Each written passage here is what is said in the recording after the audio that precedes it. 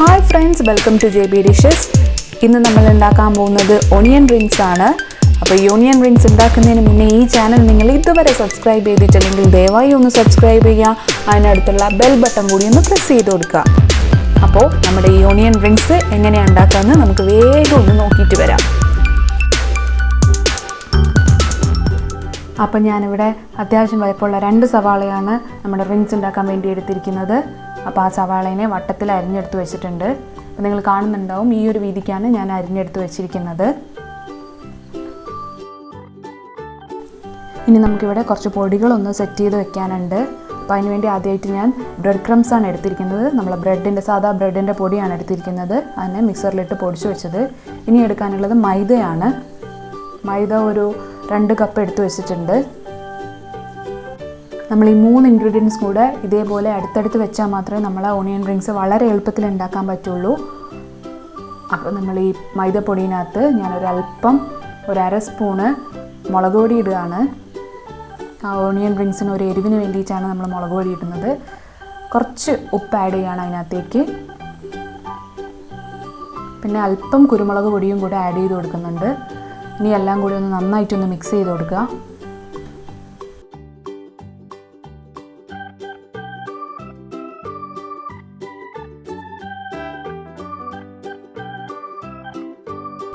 അപ്പോൾ ഈ പൊടികളെല്ലാം കൂടെ നന്നായിട്ട് മിക്സ് ചെയ്തതിന് ശേഷം ഇതിനകത്തേക്ക് അല്പമായിട്ട് വെള്ളം ഒഴിച്ച് കൊടുക്കുക. ആ മൈദപ്പൊടിയുടെ കട്ടകളൊക്കെ ഉടയ്ക്കണം. അതുകൊണ്ട് കുറേശ്ശെ വെള്ളം ഇതിനകത്തേക്ക് ആഡ് ചെയ്ത് ഇതേപോലെ മിക്സ് ചെയ്തെടുക്കുക. നമ്മൾ സാധാരണ കട്ട്ലറ്റിനൊക്കെ ഉണ്ടാക്കുന്ന മാവിൻ്റെ അതേ പരുവത്തിൽ തന്നെയാണ് ഇതും ഉണ്ടാക്കേണ്ടത്.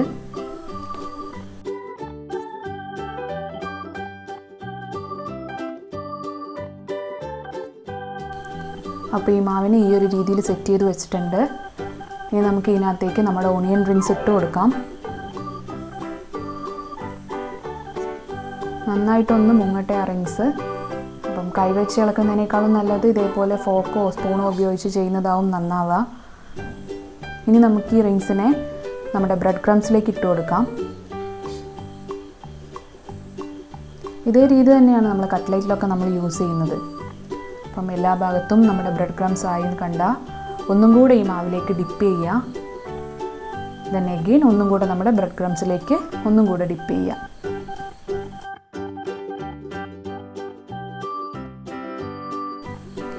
ഇതേപോലെ നമ്മൾ എല്ലാ ഓണിയൻ റിംഗ്സിനെയും ഇതേപോലെ ഡിപ്പ് ചെയ്ത് ഒരു പാത്രത്തിലേക്ക് മാറ്റി വെച്ചതിന് ശേഷം മാത്രമേ നമ്മൾ അത് എണ്ണയിലിട്ട് ഫ്രൈ ചെയ്യാൻ പാടുള്ളൂ. അല്ലെങ്കിൽ നമുക്ക് ആ ഒരു ഫ്രൈ ചെയ്യുന്ന ഗ്യാപ്പിനിടയിൽ ഇതൊരിക്കലും ഈ മാവിനകത്തേക്ക് മുക്കിയെടുത്ത് വെക്കാൻ പറ്റില്ല. അത് വളരെ പെട്ടെന്ന് തന്നെ ഉണ്ടാക്കിയെടുക്കാൻ പറ്റുന്ന ഒരു സ്നാക്സ് ഐറ്റമാണ്.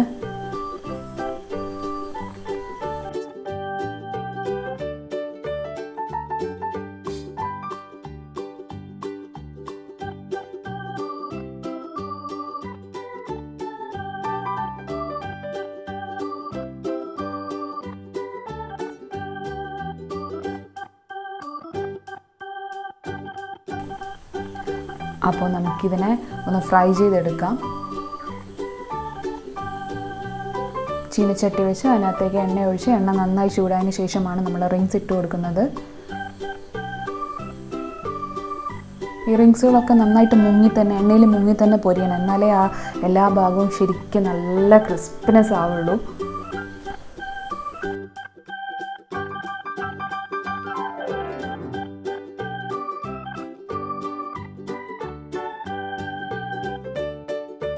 അപ്പോൾ ഇതിൻ്റെ ഒരു ഭാഗം ഒന്ന് റെഡിയായി കഴിഞ്ഞാൽ നല്ല ബ്രൗൺ കളർ വന്നു കഴിഞ്ഞാൽ നമുക്കിതിനെ ജസ്റ്റ് ഒന്ന് മറിച്ചിട്ട് കൊടുക്കാം. അപ്പോൾ ഇതിൻ്റെ ഒരു സൈഡ് ഏതാണ്ട് നല്ല ബ്രൗൺ കളർ ആയിട്ടുണ്ട്. നമുക്കിതിനെ ഒന്ന് മറിച്ചിട്ട് കൊടുക്കാം. അപ്പോൾ നമ്മുടെ ഓണിയൻ റിംഗ്സ് ഇവിടെ റെഡി ആയിട്ടുണ്ട്.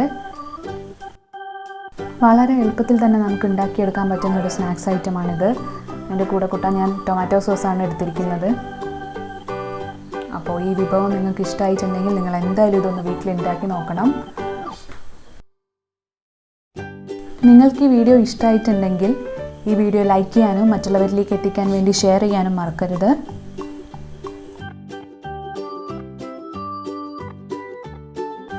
അപ്പോൾ ഇതുപോലെ നല്ല അടിപൊളി ഡിഷസുമായിട്ട് അടുത്ത വീഡിയോയിൽ കാണാം. അതുവരേക്കും ബൈ ബൈ.